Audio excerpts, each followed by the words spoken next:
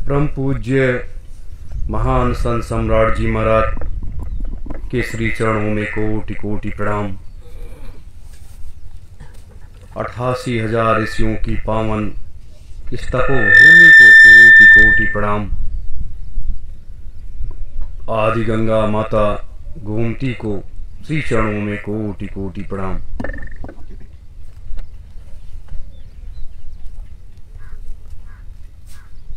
सतयुग तीर्थ की तपोभूमि पर आए हुए अपने सभी धर्म प्रेमी गुरु भाई बहनों को सादर सत्योम जय गुरुदेव। आज हम आप सब सतयुग तीर्थ की पावन इस धरा पर बैठे हुए हैं। इस आध्यात्मिक क्रांति और वैचारिक क्रांति अभियान के उस रास्ते पर मानव समाज को ले जाने के लिए एक नई चर्चा और परिचर्चा में भाग ले रहे हैं। यह कार्य, जिस कार्य का बीड़ा हम आप सबों ने अपने गुरुदेव के आदेशानुसार उठाया है, कल भी मैंने आपको बड़े विस्तार से इस पर बताया था। यह कार्य देखने में तो बहुत कठिन लगता है, लेकिन यह कार्य बहुत आसान है। कैसे आसान है कि जब चलने वाले लोग उस पथ की राही, उस रास्ते पर चलने को तैयार हो जाते हैं और उस रास्ते पर वो जब चल पड़ते हैं तो उनको वो मंजिल प्राप्त हो जाती है। और ये रास्ता इसलिए और आसान है कि इस कार्य को पूर्ण करने की सबसे बड़ी जिम्मेदारी संत महात्माओं की है, जो इस कार्य में लगे हुए हैं और इस रास्ते को तैयार कर रहे हैं। जब अपने गुरुदेव इस रास्ते को तैयार कर रहे हैं और उनके साथ हजारों संत महात्माओं का एक हुजूम साथ में लगा हुआ इस रास्ते को तैयार कर रहा है, तो हमें चिंता किस चीज की? हमें चिंता तो नहीं होनी चाहिए। चिंतन जरूर होना चाहिए कि हमें इस कार्य को करने का जो एक जिम्मेदारी मिली है, उस कार्य को हम कैसे आगे पूर्ण करेंगे। बात आती है ये सांसारिक माया मोह, ये काल माया के देश में ये स्वाभाविक है और ये हर युगों में रहा है। अनादिकाल में भी रहा है, आदिकाल में भी रहा है। सतयुग और त्रेता और द्वापर और कलयुग के 5300 वर्षों में भी ये आज भी व्याप्त है। कहीं ये कम हुआ है, कहीं ज्यादा हुआ है, और इसीलिए इस व्यवस्था को संभालने के लिए समय समय पर महात्माओं का आगमन होता रहता है और वो हमें आप सबको इस मृतलोक के मनुष्य रूपी प्राणियों को एक रास्ता दिखाते रहते हैं। वो अपने रूहानी सत्संग के द्वारा ज्ञान, भक्ति और शक्ति और वैराग्य का एक प्रतिबिंब तैयार करते हैं और इस आत्मा और परमात्मा के मिलन का रास्ता दिखाते हैं। यह कार्य समय समय पर महात्माओं के द्वारा बराबर किया जाता रहा है। आज वर्तमान में कलिकाल के इस अंतिम बेला के दौर में स्वयं सत्पुरुष को इस मृतलोक में आना पड़ा। सत्पुरुष को इसलिए मृतलोक में आना पड़ा कि यहाँ की व्यवस्था की जो सुधारवादी नीति है, जो सुधार करने की व्यवस्था है, वो अभिनवतारी शक्तियों से काम चलने वाला नहीं। क्योंकि ये सारी व्यवस्था जब बिगड़ने लगती है, जब वो अव्यवस्था में फैल जाती है, तब एक रहस्यमयी खेल का रास्ता तैयार होता है। मैंने इसी बात को खुल करके मध्य प्रदेश में बड़े विस्तार से बताया था कि यह अव्यवस्था राम और कृष्ण, बुद्ध और ईसा मसीह और मोहम्मद साहब आदि गुरु शंकराचार्य जैसे ऐसी शक्तियों का आगमन इस मृतलोक में हुआ। उस समय इस तरीके से पाप नहीं था, इस तरीके से अत्याचार नहीं था, इस तरीके से क्रूरता भरी नीतियां नहीं थीं जो आज वर्तमान में व्याप्त हैं। और सबसे बड़ी चीज होती है जिसको समय समय पर महात्माओं ने भी बताया है, जब इस पृथ्वी पर पाप का सबसे ज्यादा घड़ा भर जाता है, हर युगों में पाप का घड़ा भरा, तो अवतारी शक्तियों ने आकर के उन्होंने उस व्यवस्था को सुधार दिया और मृतलोक में या इस माता पृथ्वी के ऊपर हो रहे पाप को उन्होंने उस बोझ को हल्का कर दिया।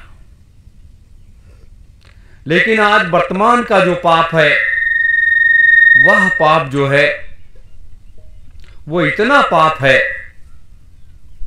कि उन अवतारी शक्तियों के भी जब बस की बात नहीं रह गई, तब इस मृतलोक में पहली बार और आखिरी बार स्वयं सत्पुरुष को मां के गर्भ में आकर के और जन्म लेना पड़ा और एक महात्मा का वेश धारण करके इस मानव समाज को अपने रूहानी सत्संग के माध्यम से एक नया रास्ता तैयार करना पड़ा। और उस रास्ते को तैयार करने के बाद करोड़ों करोड़ों लोगों को उस रास्ते पर चलाने लगे। लेकिन ये कलयुग का एक ऐसा प्रकोप, एक ऐसा झपेड़ा आया कि वो सारा कार्य अपने अपने हिसाब से जो चल रहा था वो बदलने लगा। और अगर ये समय के हिसाब से वो कार्य बदलता नहीं, वो व्यवस्था में नहीं फैलती, तो आज जिस सतयुग की स्थापना के लिए, जिस महायज्ञ के लिए हम आप सब लोग इस तैयारी को पूर्ण करने में लगे हुए हैं, वो शायद दूर हो जाता और वो कार्य एक अधूरा संकेत देता। और आज यह कार्य पूर्ण होने के उस रास्ते पर चल रहा है जहां से कार्य का आरंभ हुआ है। ये आपको मैं इसलिए बता रहा हूं कि हमारे आपके अंदर इस काल माया के देश में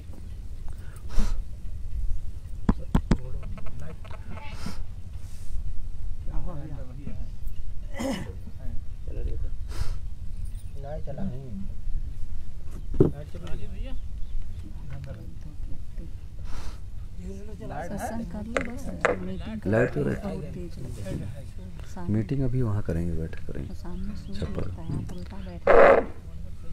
तो ये काल माया का देश एक बड़ी वैसी स्थिति पर ला करके खड़ा हुआ। तो इस कार्य को पूर्ण करने के लिए एक अभियान का रास्ता लिया गया कि ये आध्यात्मिक क्रांति और वैचारिक क्रांति अभियान के माध्यम से हम भारतवर्ष ही नहीं पूरी दुनिया में जाने की तैयारी कर रहे हैं कि ये धर्म नीति और राजनीति या ये अध्यात्म और विचार क्रांति का एक रास्ता जिस पर पूरे संसार को चलना चाहिए।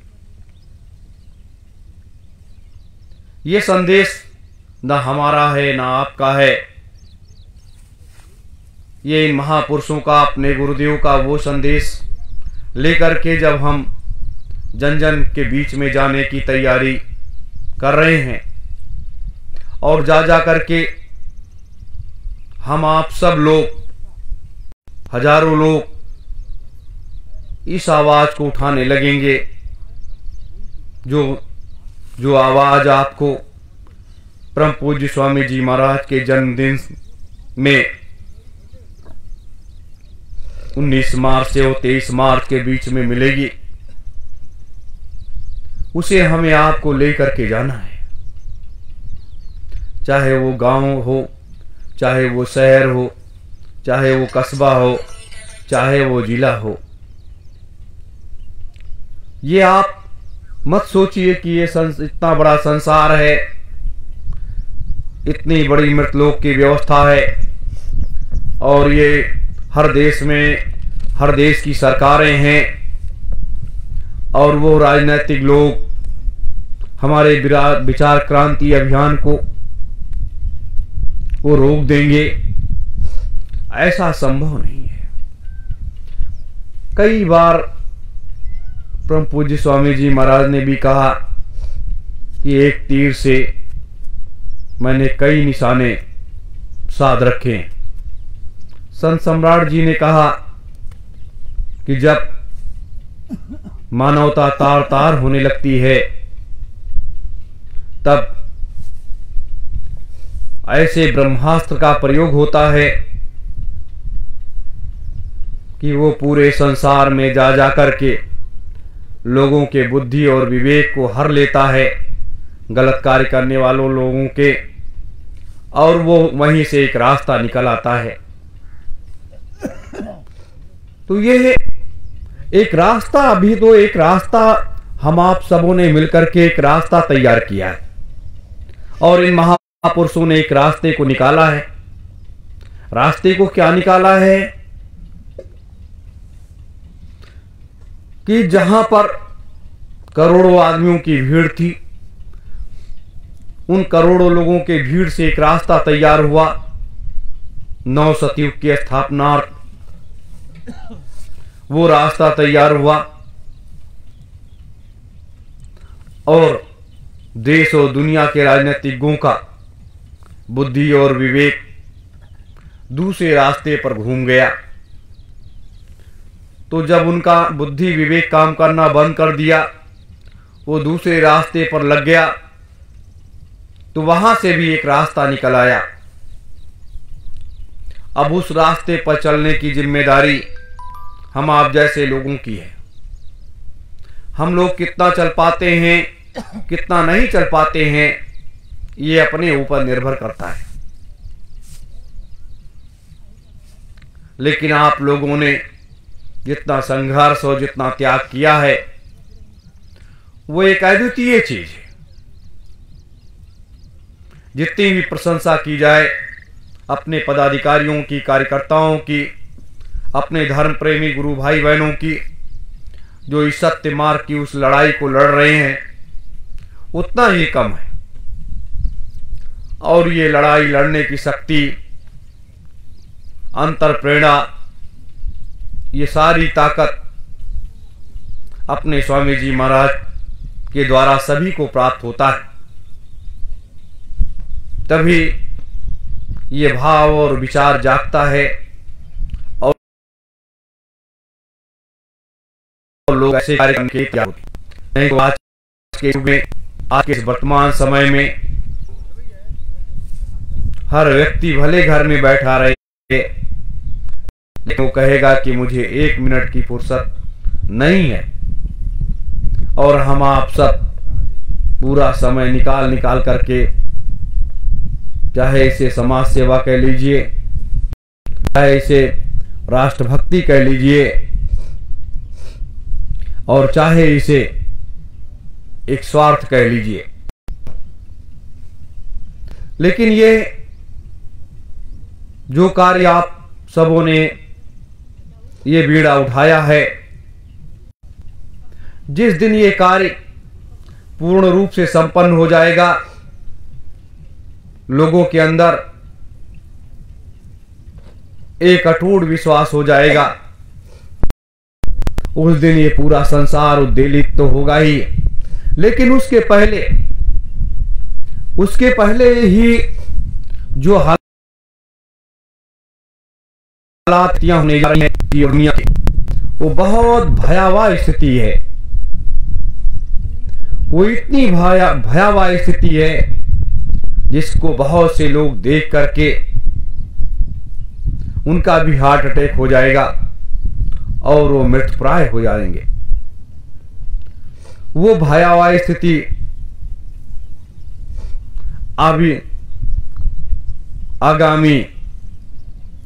आगामी समय में लोगों को देखने को मिलेगी।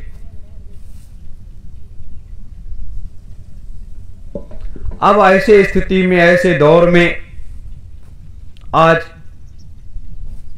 चाहे वो भारतीय सुभाष सेना हो, चाहे वो जय गुरुदेव वैचारिक संस्था हो, ये एक लक्ष्य, एक उद्देश्य जो लिया गया और जो किया जा रहा है, ये मालिक की वो प्रेरणा है, वो ताकत है, वो शक्ति है जिसके बल से सारा कार्य हो रहा है।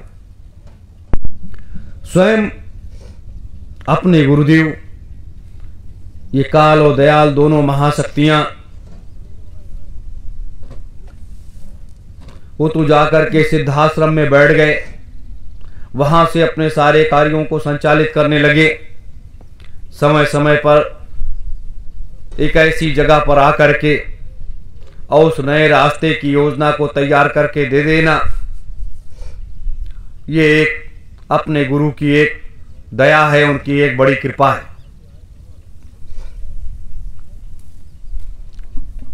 तो ये हमें आप सबको धन्य मानना चाहिए। हमारे आपके अंदर किसी प्रकार का कोई ऐसा वैचारिक मतभेद नहीं होना चाहिए जिससे हमारे कार्य में शिथिलता आए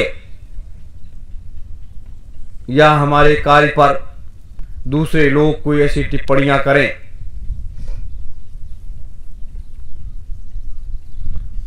इसलिए कि अगर दूसरे लोग टिप्पणी करेंगे तो आप वो टिप्पणी स्वयं अपने गुरुदेव के ऊपर होती दिखाई देगी। ऐसी स्थिति में, ऐसे समय में हर चीज से आपको सतर्क और सावधान होकर के चलना है। यह सतर्कता इसलिए जरूरी है कि आज के समय में कब कहां पर ठोकर लग जाए, कब कहां कौन सा व्यक्ति गिर जाए, कब कहां किसकी विचारधारा कैसी बदल जाए, इस सब को देखते हुए हमें अपने पदाधिकारियों को सचेत और सावधान करते रहना है। अगर अपनी संगत के लोग सचेत और सतर्क और सावधान रहेंगे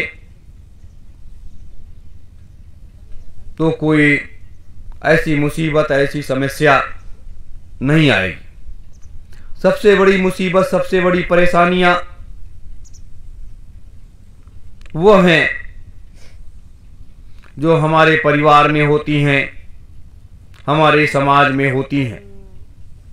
तो इस जिम्मेदारी को तो अपने गुरुदेव ने दीपावली से ले लिया, हमारे आपके कर्म कर्जे को काट दिया, हमें आपको निरोगी बना दिया, सुखी बना दिया। हमारे आप सबके पापों को उन्होंने क्षमा कर दिया। तो ये सब महापुरुषों के द्वारा क्यों किया जाता है? ये इसलिए किया जाता है कि जिससे लोग जो है एक अच्छे इंसान बन करके और आगामी कार्य में अपने मन को लगाएंगे।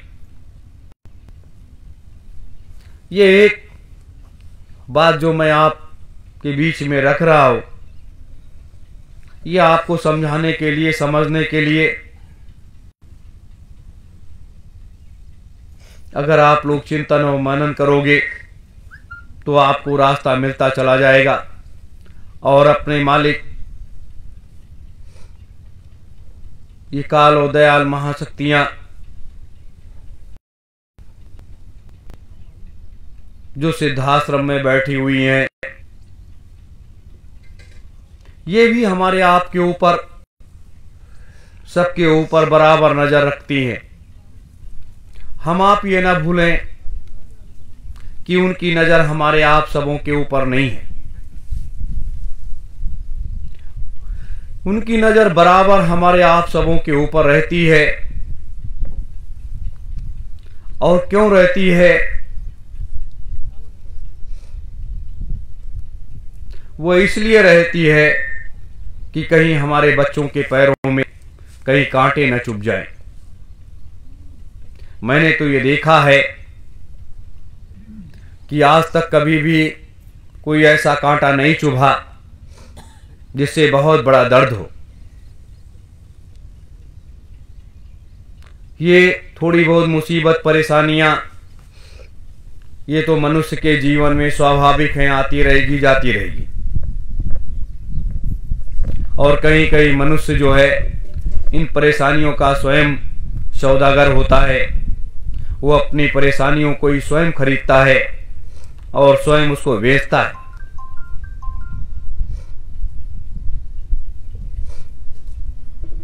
मेरे धर्म प्रेमी गुरु भाई बहनों, तो आज जो है हम आप सब इस युग के बदलाव के लिए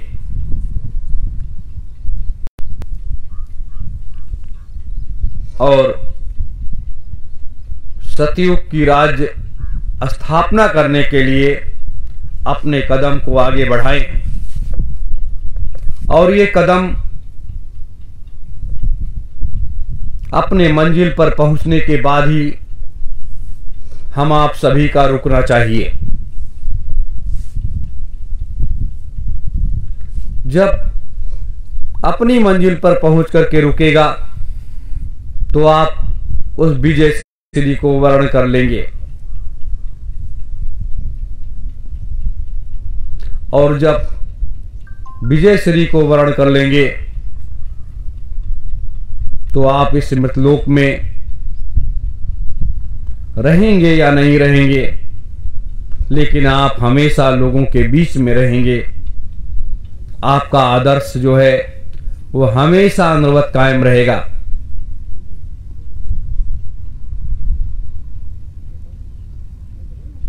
मेरे धर्म प्रेमी गुरु भाई बहनों, यही सबसे बड़ा मानवता का वह पाठ है जिस पाठ को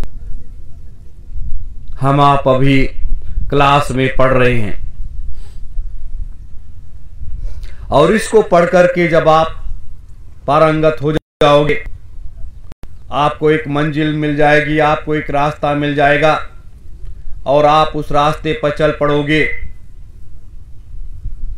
तब आपको ये दिखाई देने लगेगा कि हाँ, जिस रास्ते पर हम चल रहे थे वो रास्ता बड़ा सुगम और आसान था, लेकिन जब तक चले नहीं,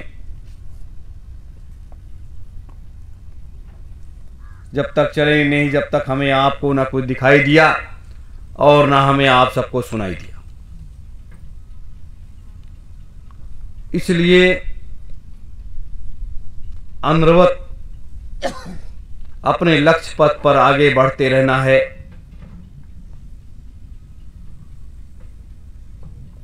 और अपने कार्य को गति देनी है। बात आती है हर जिले स्तर पर इकाइयों का गठन, ब्लॉक तहसील स्तर पर गठन, गांवों पर गठन। ये इसलिए तैयार किया जाता है कि जब ऐसे लोग, जिम्मेदार लोग निकल आएंगे तो वह जिम्मेदार लोग अपने कार्यकर्ताओं को, सदस्यों को कहाँ पहुँचाना है, किस रूप में पहुँचाना है, कैसे ले जाना है, तो उसकी जिम्मेदारी उनकी हो जाती है।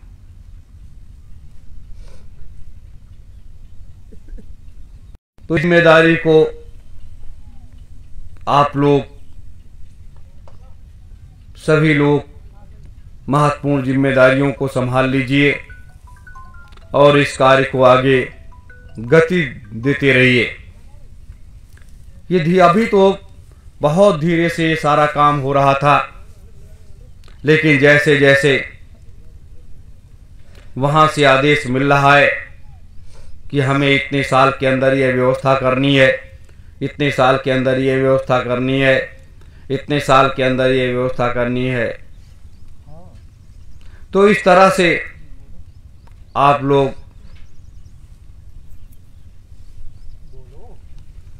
आप सब इस तरह से अपने कमेटियों का गठन करके और सारे पदाधिकारी गण जो यहाँ के जिम्मेदार लोग हैं उनको सौंप दीजिए और ये लोग आपको परिचय पत्र, अधिकार पत्र और सोशल मीडिया पर और अपनी वेबसाइट, 3 वेबसाइटें का काम शुरू होने जा रहा है।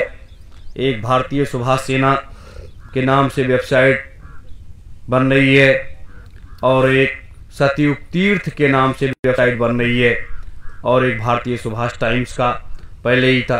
तो ये सब जो नया ज़माना आया है, ये सोशल मीडिया का ज़माना जिसे कहते हैं, तो उस सोशल मीडिया के ज़माने में हमें आपको भी उसमें से हिस्से का बना रहेगा। तो उस हिस्से का पात्र बन करके इस कार्य क्षेत्र में भी काम हो रहा है। और दूसरा आपका जो है वो 15 अप्रैल से आपका एक न्यूज़ चैनल प्रसारण अपना दिखाना शुरू कर देगा, उसकी भी काफ़ी बड़ी तैयारी हो रही है। तो जो जहां अपने कार्यकर्ता पदाधिकारी गण हैं वो लोग बैठे नहीं हैं, वो लोग अपने अपने कार्यों में तल्लीनता के साथ वो सब लोग भाग ले रहे हैं, वो कर रहे हैं, अपनी अपनी जिम्मेदारियों को निभा रहे हैं। तो इसलिए वो जिम्मेदारियों को निभा रहे हैं, उनके साथ 2 चीजें जुड़ी हुई हैं, हमारे आपके साथ 2 चीजें जुड़ी हुई हैं। एक तो गुरु का सानिध्य और उनका आशीर्वाद हम आप सबके साथ जुड़ा हुआ है, और एक दूसरा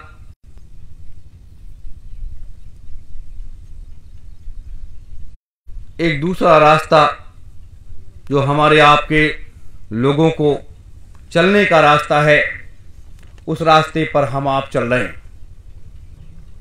तो ये जिम्मेदारियां हैं, इसको हमें आप सबको मिलकर के निर्वहन करना है। और किसी प्रकार का अगर किसी से वैचारिक मतभेद भी होता है तो उस वैचारिक मतभेद को हमें उस स्तर पर निकाल देना चाहिए जैसे हम आप अपने गुरुदेव को देखा है, उनको सुना है, उनको जाना है, उनको समझा है, उनकी शालीनता, उनका त्याग, उनका संघर्ष, उनका आदि अनादि योजनाएं और एक परिवर्तन की व्यवस्था। तो ये सबसे बड़ी चीज है, ये हर व्यक्ति के अंदर होना चाहिए, आपके अंदर भी होना चाहिए, हमारे आपके अंदर। तो हम आप एक नेक इंसान के रूप में एक अच्छे इंसान के रूप में उसकी तुलना होती है। मेरे धर्म प्रेमी गुरु भाई बहनों,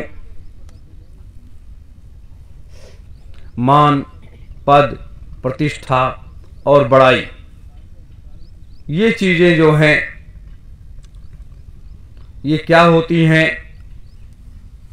ये व्यक्ति के अंदर एक अहंकार पैदा करती है, उसके विचारों को शून्य में लेकर के जाकर के समेट देती हैं और उस व्यक्ति को बार बार रोकने का प्रयास करती है।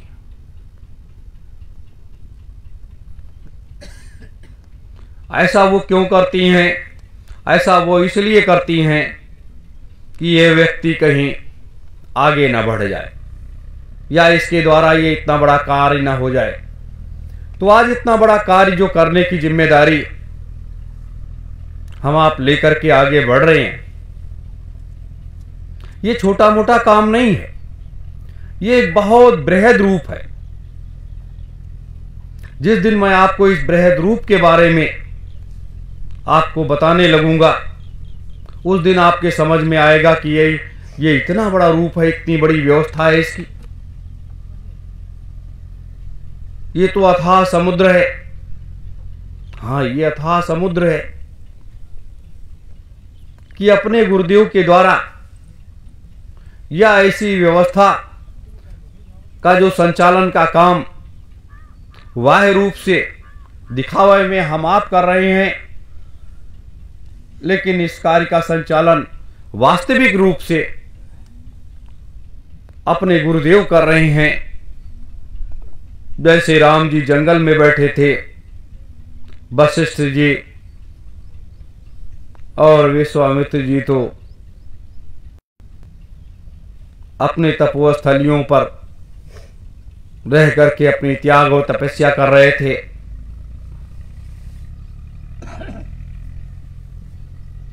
तो उसी तरह से आज हम आप सब भी हैं कि अपने गुरुदेव सिद्धाश्रम में बैठे हुए हैं और उनके एक एक आदेश को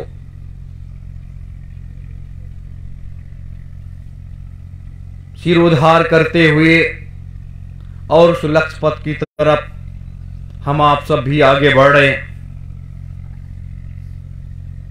मेरे धर्म प्रेमी गुरु भाई बहनों, यही वो चीज होती है जब व्यक्ति जो है विफलता की ओर नहीं, व्यक्ति अपनी सफलता की ओर वो आगे बढ़ता है। तो आज हम आप सब मालिक की दया, उनकी मौज, उनका आशीर्वाद, उनका सानिध्य, हम आप सब सफलता की ओर आगे बढ़ रहे हैं। अब आपके अंदर एक भाव ये हो सकता है जन्म लेता हो कि क्या हम इतने ही लोग इस सफलता को हासिल कर लेंगे? ये सत्य है कि हम 5 लोग मिलकर के इस सफलता को हासिल नहीं कर सकते, लेकिन यह भी सत्य है कि हमारे गुरुदेव के आशीर्वाद में इतनी बड़ी ताकत है, जहां उस आशीर्वाद में इस मृतलोक की सारी दौलत भी रख दी जाए तो वो भी एक कण के बराबर साबित हो जाएगी।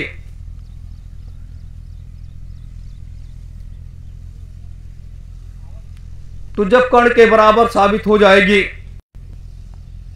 तो हम आप सब इस रास्ते पर क्यों नहीं चल सकते? इसलिए कभी भी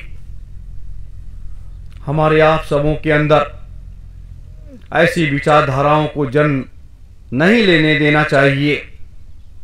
हमेशा एक विचारधारा होनी चाहिए कि हम जिस रास्ते पर चल रहे हैं हम उस पर विजय श्री को हासिल कर लेंगे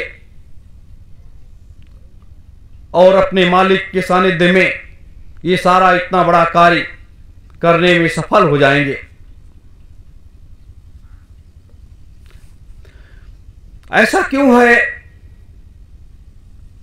एक दौर ऐसा भी आया जब सफलता और असफलता के बीच में लोगों को दिन में तारे दिखाई देने लगे और संतों की बात कभी झूठी नहीं होती, महात्माओं की बात कभी भी झूठी नहीं होती। वर्तमान में पीछे का जाने दीजिए, वर्तमान में कलयुग का आप जीता जागता उदाहरण देखिए। माननीय प्रधानमंत्री जी नरेंद्र मोदी जी, जो इस समय देश के प्रधानमंत्री हैं, जब उस समय प्रथम बार ये प्रधानमंत्री बने, 1 साल का समय संत सम्राट जी ने दिया था कि 1 साल के अंदर जितना काम मैंने बताया है उसको आपको पूरा करना है। जब इन्होंने पूरा नहीं किया तो 4-5 जून में 2015 को जाकर के जब उनसे मिले तो उस कार्य को पूर्ण करने की बात जब कही तो साफ साफ प्रधानमंत्री जी ने जब मना कर दिया, तब उस सन्यासी ने कहा, संत सम्राट जी ने कहा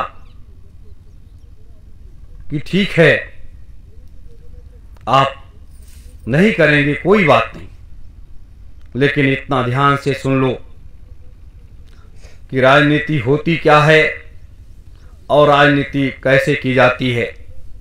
अब मैं तुम लोगों को राजनीति बताऊंगा कि राजनीति कैसे की जाती है। वो संतों का श्राप अपने प्रधानमंत्री जी अपने सर पर लाद करके देश और दुनिया में घूम रहे हैं, और ये भी उन्होंने कह दिया कि आज के बाद मुझे किसी भी देश के प्रधानमंत्री से, राष्ट्रपति से, नेता नगरी से, किसी से को कुछ नहीं मिलना है। अब राजनीति होती क्या है और राजनीति कैसे की जाती है उसको मैं बताऊंगा तुमको। तो आज जो कुछ भारतवर्ष में घटित हो रहा है और जो कुछ हो रहा है वो एक जीता जागता सबूत है। आप सोच रहे हैं कि इतनी बड़ी सरकार से कौन सा व्यक्ति टकरा सकता है, तो हमें टकराने की जरूरत नहीं है। हमें अपने विचारों को मजबूती के साथ रखना। जहां भी जाइए, कहीं भी जाइए, किसी भी कोने में जाइए, डंके की चोट पर अपने विचारों को रखिए और उस जगह से आप जीत करके आएंगे। हार करके नहीं आएंगे, आप जीत करके आएंगे।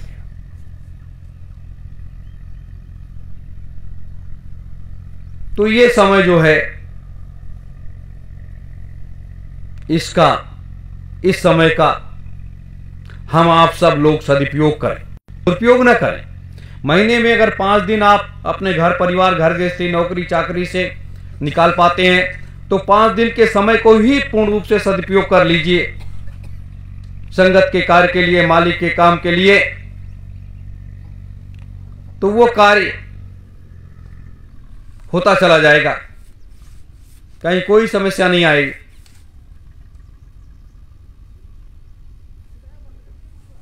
तो इसी तरह से हम आप सब इस कार्य को अंजाम देते रहें, आगे बढ़ते रहें और रास्ते पर अनवरत चलते रहें।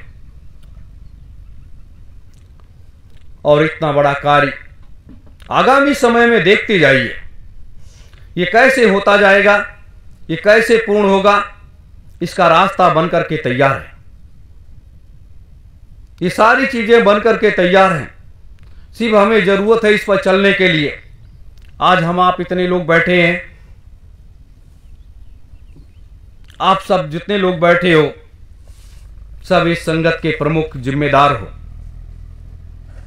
और सबने अपने इस उम्र के पड़ाव में, कोई उम्र के चढ़ाव में, कोई उम्र के पड़ाव में, आप लोगों का अनुभव, आप लोगों का ज्ञान, आप लोगों को ज्ञान का रास्ता ये आने वाली पीढ़ियों के लिए एक प्रेरणा स्रोत है। उनको आप रास्ता दिखाएंगे, लोग उस रास्ते पर चल पड़े। तो इस कर्म के क्षेत्र में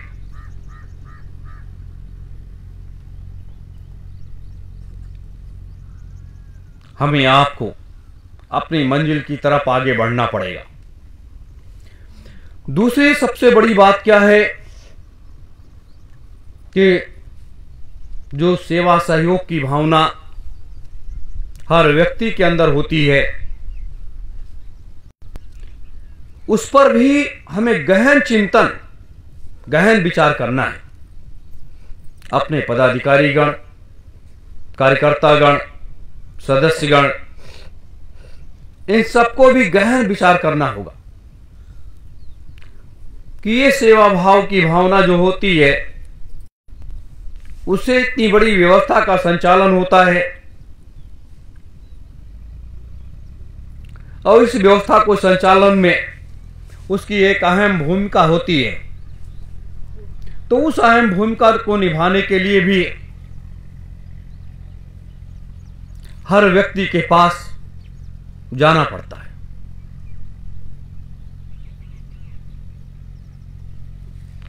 मेरे धर्म प्रेमी गुरु भाई बहनों, हमारे प्रमुख पदाधिकारीगण, आपको जो भी जिम्मेदारियां हैं, जो भी कार्य है, जो भी व्यवस्था है, उसके बारे में बड़े विस्तार से आप सबों को वो लोग बता करके, कार्य का डिवाइडेशन करके और कार्य की व्यवस्था करके आपको संचालित करेंगे। आपको आगे लेकर के आगे निकलने का हर संभव प्रयास वो करेंगे। दूसरी चीज क्या है? सबसे बड़ी चीज होती है आध्यात्मिक शक्ति। आध्यात्मिक शक्ति एक ऐसी शक्ति होती है जो व्यक्ति को कभी शिथिल नहीं होने देती, उसको कभी कमजोर नहीं होने देती, उसकी विचारधारा को कभी कमजोर नहीं होने देती और उसको उस रास्ते पर ले जाने की वो पूरी ताकत लगा देती है। जो आध्यात्मिक शक्ति जिस व्यक्ति के अंदर होती है, जिस व्यक्ति के अंदर जागृत हो जाती है, वो व्यक्ति कभी शिथिल नहीं होता, कभी विचारहीन नहीं होता है। तो हम आप सबको विचारहीन नहीं होना चाहिए, हम आप सबको कभी शिथिल नहीं होना चाहिए और हम आपको कभी कुटिल नहीं होना चाहिए। कभी भी जहां धर्म का क्षेत्र होता है, ये रण का क्षेत्र नहीं है, ये धर्म का क्षेत्र है और धर्म के क्षेत्र में कभी भी कुटिल नीति किसी की भी हो, वो कभी कामयाब नहीं होती है। कि ये एक ऐसा ये परिध है। हम आप तो कलयुग और सतयुग से तो वादा करके आए नहीं। अगर कलयुग हमारे घर में गड़बड़ी करने लगेगा तो उसको तो हम आप उसे निकाल करके कान पकड़ करके बाहर कर देंगे कि भाई जो वादा करके आया जा करके उससे मिलो। तो स्वामी जी महाराज तो वादा करके आए सभी गुणों से, जो वादा करके आए वो अपने वादे को पूरा कर रहे हैं, लेकिन हम आप सब वादा करके नहीं आए। हम आप सब जो कार्य करने के लिए आए हैं, वो कार्य करने का जज्बा और जोश अपने अंदर हमेशा बनाए रखो। आज ये जहां पर ये धर्म ध्वजा लगी है, ये भी तो एक दिन इसमें से ज्योति निकला करती थी, इसके अंदर से प्रकाश निकलता था, जो प्रकाश 10-11 फीट ऊंचाइयों तक जाता था और उस प्रकाश से लोग प्रकाशित होते थे। लेकिन वो जब एक समय ऐसा भी आया, एक दौर ऐसा आया पाप का कि वो बुझ गया, और एक समय ऐसा भी आया कि आज उसी के ऊपर 50 फीट ऊंचे एक ध्वज फहरा रहा है और जैसे जैसे वो ध्वज चारों तरफ फहरता है, वो एक दिशा देता है। क्या दिशा देता है? वो परिवर्तन का दिशा देता है। परिवर्तन के रास्ते को चारों तरफ वो फैला रहा है। इसके बारे में लोग अभी क्या जानते हैं? न हमने बताया भी नहीं, और आपने उस ज्ञान को प्राप्त करने का प्रयास भी नहीं किया कि ये सब क्या है तो वस्त्र ही। वो भी वस्त्र है। एक वस्त्र हम आप धारण किए हैं, एक वस्त्र वो है जो फैल रहा है आसमान में। ये वस्त्र पहनने का महात्मा है और वो पूजा करने का उसका महात्मा है। फर्क है, काफी ज्यादा फर्क है। उसी तरीके से इस कार्य के परिधि में भी हमें आपको इसको बनाए रखना है, इसको बिगड़ने नहीं देना है। 19 मार्च से 23 मार्च का जो कार्यक्रम आ रहा है उसमें सेवादारों की सख्त आवश्यकता है। ये हमारे प्रमुख पदाधिकारीगण आप सबको बताएंगे और इसकी व्यवस्था को संभालने की जिम्मेदारी सबको कार्यों का बंटवारा करेंगे। और कार्यों का बंटवारा करने के बाद कि कौन कौन से कार्य कौन व्यक्ति देखेंगे, ये सारी व्यवस्था हो जाने के बाद बड़ी आसानी के साथ आपका कार्यक्रम ये पूर्ण रूप से संपन्न होगा। लेकिन ये कार्यक्रम एक नया इतिहास रचेगा। एक नया इतिहास का मतलब ये 5 दिन का कार्यक्रम इस मृतलोक में एक आध्यात्मिक परिक्षेत्र का एक रास्ता तैयार करेगा और इसी मृतलोक में एक राजनीतिक परिक्षेत्र का एक रास्ता तैयार करेगा यह कार्यक्रम। और यह कार्यक्रम एक रास्ता और तैयार करेगा जो हजारों ऐसे लोगों के अंदर आध्यात्मिकता की वो जोत जला देगा जिससे हजारों लोग प्रकाशित होने लगेंगे। और जब वो हजारों लोग प्रकाशित होने लगेंगे तो लाखों करोड़ों को प्रकाशवान बना देंगे। ये काम एक ऐसा इतिहास लिखने जा रहा है, एक ऐसा इतिहास लिखने जा रहा है कि यह कार्यक्रम एक दिशा ही मोड़ देगा, एक रास्ता ही तय कर देगा। मेरे धर्म प्रेमी गुरु भाई बहनों, ये तपोभूमि है। ये मृतलोक का एक सुरक्षित भूमि है। इस मृतलोक की एक सुरक्षित भूमि है जहां पर तीनों लोकों में इस भूमि का वर्णन होता रहता है। इसीलिए महायज्ञ की तैयारी का जो व्यवस्था की जा रही है इसी भूमि पर इसीलिए की जा रही है कि यह तपोभूमि है और तपोभूमि में उस भूमि के अंदर से शक्ति का संचार हुआ करता है। आप 10 दिन यहां पर रुक जाइए। जो लोग यहां पर रहते हैं 12 लोग रहते हैं यहां पर, उनके भाव और विचार ही बदल गए। उनके आत्मज्ञान का एक रास्ता ही उनको आगे ले जा रहा है। उनके अंदर जो तमाम बुराइयां थी वो बुराइयां दूर हो गई। वो माया मोह से परे हो गए। कभी भी इतने दिनों में जो लोग यहां रहते हैं कभी ये नहीं कहा उन्होंने कि भैया जी मुझे 10 रुपए दे दीजिए, या मुझे वस्त्र की आवश्यकता है, या मुझे ठंडक लग रही है, मुझे रजाई की आवश्यकता है। कभी भी उन लोगों ने कुछ नहीं मांगा और जो है उनके पास उसी में वो मस्त है। कोई अपनी पूजा पाठ में मस्त है, कोई अपने झाड़ू साफ सफाई में मस्त है, कोई गौ सेवा में मस्त है। जो जहां अपने में मस्ती में वो मस्त है और सत्योम जय गुरुदेवाय नमः का वो जाप करता रहता है, अपनी मस्ती में मस्त है।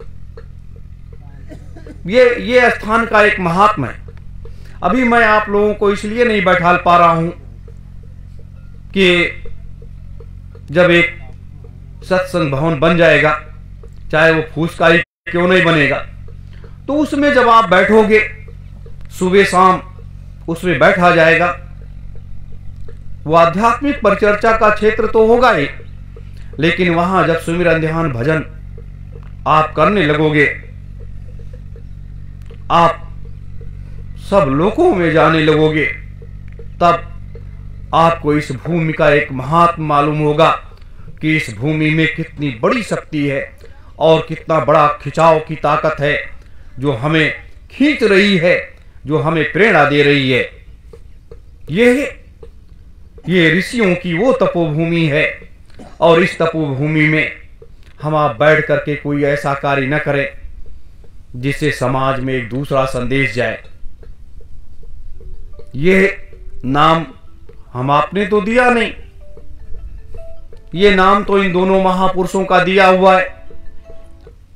सत्योम नाम संत सम्राट जी का दिया हुआ है, जय गुरुदेव नाम स्वामी जी महाराज का दिया हुआ है। सतयुग तीर्थ का नाम इन्हीं महापुरुषों ने निश्चित किया। तो ये दोनों नाम को समाहित करते हुए सत्योम जय गुरुदेव सतयुग तीर्थ की घोषणा किया गया। तो ये सतयुग तीर्थ तो अब इस मृतलोक में एक सतयुग तीर्थ तो कहीं था नहीं, तो ये सतयुग तीर्थ यहां पर बना दिया गया। तो ये सतयुग का तीर्थ है। सतयुग तीर्थ यहां इसी धरा पर सतयुग का राज, प्रथम राज्य सतयुग राज्य की स्थापना इसी धरा पर होगी। संत युग की प्रथम बेला इसी धरा पर शुभारंभ होगी। तो ये सारी व्यवस्थाएं मृतलोक में जितनी भी जीवात्माएं प्रेत यून में हैं, जो प्रेत और पिशाच बन गए, जिनका उद्धार मुक्ति मोक्ष ही नहीं हुआ, वो सबका इसी महायज्ञ में सबका मोक्ष हो जाएगा, मुक्ति मिल जाएगी उनको। जो लोग हर युगों के आज भी सशरीर जीवित विचरण करते हैं, उनको भी मोक्ष मुक्ति मिल जाएगा इसी महायज्ञ में। इसीलिए तो सत्पुरुष को यहां पर आना पड़ा कि ये जो कुछ हमने बनाया था चल करके देखें वहां क्या गड़बड़ियां हो गई, और आने के बाद ये सारी स्थिति ये सामने आ गई। तो कुछ ऐसे कार्य होते हैं जो करने के लिए यहां आना पड़ता है, और इसीलिए परमपिता सत्पुरुष को यहां पर आना पड़ा, और आकर के वो अपने कार्यों में लग गए। हमारे आप के अंदर, सबके अंदर एक प्रेरणा होती है कि हमें अपने पिता का दर्शन होना चाहिए, हमें अपने गुरु का दर्शन होना चाहिए। लेकिन जब लक्ष्य निर्धारित हो जाता है, संकल्प हो जाता है कि जब तक ये कार्य पूर्ण नहीं होगा, जब तक मैं यहां आऊंगा नहीं। आप बताइए कि राम जी गए थे 14 वर्ष का वनवास लेकर के। 14 वर्ष का वनवास ना उनके पिताजी ने दिया, उन्होंने अपने मुखारबिंद से कहा ही नहीं। उनकी माता कैकेयी ने सिर्फ अपने वचन का याद दिलाया। सिर्फ उनके गुरु ने, वशिष्ठ और विश्वामित्र ने सिर्फ इतना कि जिस कार्य की जिम्मेदारी आपकी है, जिस कार्य के लिए आप यहां पर आए हैं, ये कार्य करने की आपकी जिम्मेदारी है। राजा बनकर के नहीं, राजा बनकर के नहीं, एक तपस्वी बनकर के, और इस धरा से आपको पाप को हटा देना है। ये जितना आसुरी साम्राज्य है इसको समाप्त कर देना है, तब इस धरा का राजा बनना है, उसके पहले नहीं। वो अपने गुरु से मिली हुई प्रेरणा वो 14 वर्ष में बदल गई और एक नया इतिहास लिख गया। हम आप संसार में कहीं भी हों, अगर हमारे आपके घरों में किसी की कोई अपने शरीर को छोड़ करके चला जाए, कोई जीवात्मा अपने घर को चली जाए, तो हम लोग प्रयास करेंगे कि कितनी जल्दी अपने घर को पहुंच जाएं और अंतिम बेला में अपने पिता भाई जो भी है उनका दर्शन हो जाए, और उसके बाद हम यहाँ फिर आगे आएंगे, देखेंगे, काम करेंगे। लेकिन राम जी जब अपने संकल्प को लेकर के, वो तो मर्यादा पुरुषोत्तम राम थे, एक राजा के बेटे थे। उनको जब ये सूचना मिली कि हमारे पिताजी शरीर छोड़ करके चले गए, तो उन्होंने अपने संकल्प को नहीं डिगने दिया। अपने कार्य का उद्देश्य देखा। उन्होंने ये नहीं देखा कि हमारे पिताजी का शरीर छूट गया है और हमें अयोध्या पुनः वापस जाना चाहिए। दो भाई साथ में थे, उनकी धर्मपत्नी भी साथ में थी। तीनों वापस नहीं लौट करके आए, क्योंकि वहां संकल्प निर्धारण हो गया था, लक्ष्य निर्धारित हो गया था कि हमें रावण तक पहुंचना है, और उसकी योजना पूरी बन करके तैयार हो गई थी। गुरु का आदेश मिल गया था और गुरु का आशीर्वाद मिल गया था।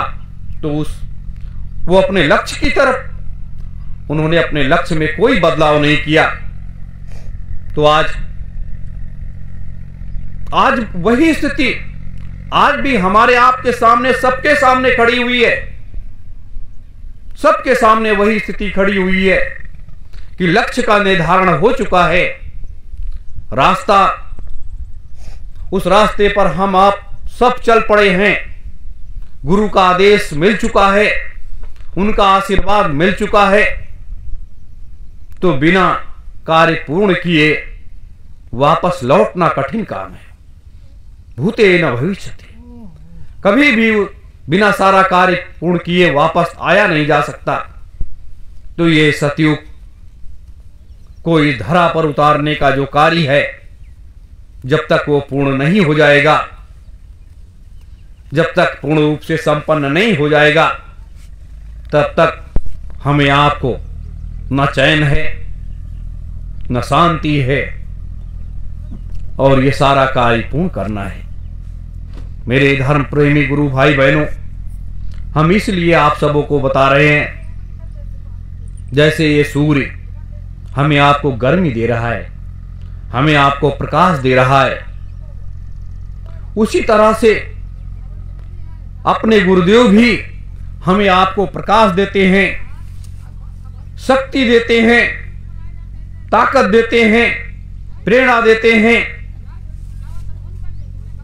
और उस रास्ते को आत्मा और परमात्मा के भेद उस रास्ते पर लेकर के भी जाते हैं।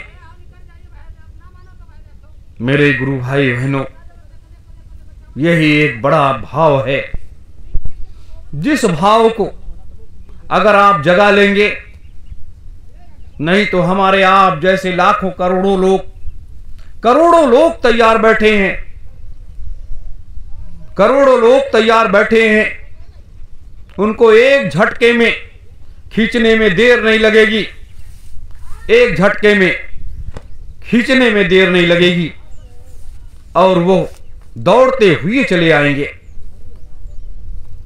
वो भी समय आ रहा है। हमने आप सबों से कहा था, बार बार कहा इस बात को, कि जब उस तपोभूमि पर हम आप पहुंच जाएंगे, वहां से एक नया संदेश जैसे चलेगा, फिर देखना आगे क्या क्या होता है। 19 मार्च 2019 से लेकर के, और ये आज अभी 19 मार्च 2021 आने वाला है। तो ये 2 साल का जो सफर है, ये 2 साल का जो सफर है,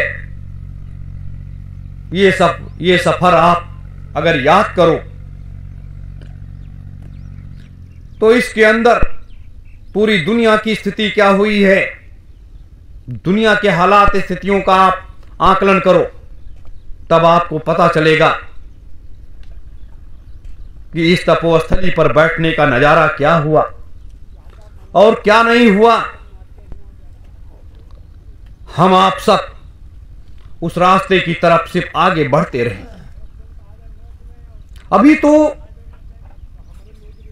तो उस मुट्ठी को अपने गुरुदेव ने खोला ही नहीं है। जिस दिन उस मुट्ठी को खोल देंगे उस दिन यहां मनुष्य का सैलाब ही सैलाब दिखाई देगा। 50 किलोमीटर में सैलाब ही सैलाब दिखाई देगा। वो समय आ रहा है, वो दौर आ रहा है। इसलिए हम सब लोग अपने मजबूत इन पैरों को यथा स्थिति जमाए रखें और कभी इधर उधर न जाने दें। विचारों में हमें आप सबको बदलाव लेकर के आना है। अगर हमारे अंदर कोई बुराइयां उत्पन्न हो रही हैं, आपको मन से मालूम हो रहा है कि मेरे अंदर ये बुराई उत्पन्न हो रही है, आप बैठ जाओ, सुमिरन ध्यान भजन करो। अगर सुमिरन ध्यान भजन नहीं कर पा रहे हो, बैठ जाओ, आप सत्योम जय गुरुदेवाय नमः का इस महामंत्र का धीरे धीरे करके उच्चारण करने लगो। फिर देखो आप वो बुराई आपको ऑटोमेटिक दूर हो जाएगी और आपको एक रास्ता मिल जाएगा। आपको एक रास्ता मिल जाएगा।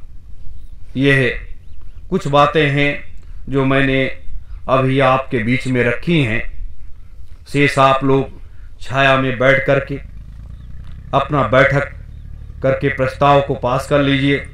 सारे कार्यों की समीक्षा कर लीजिए।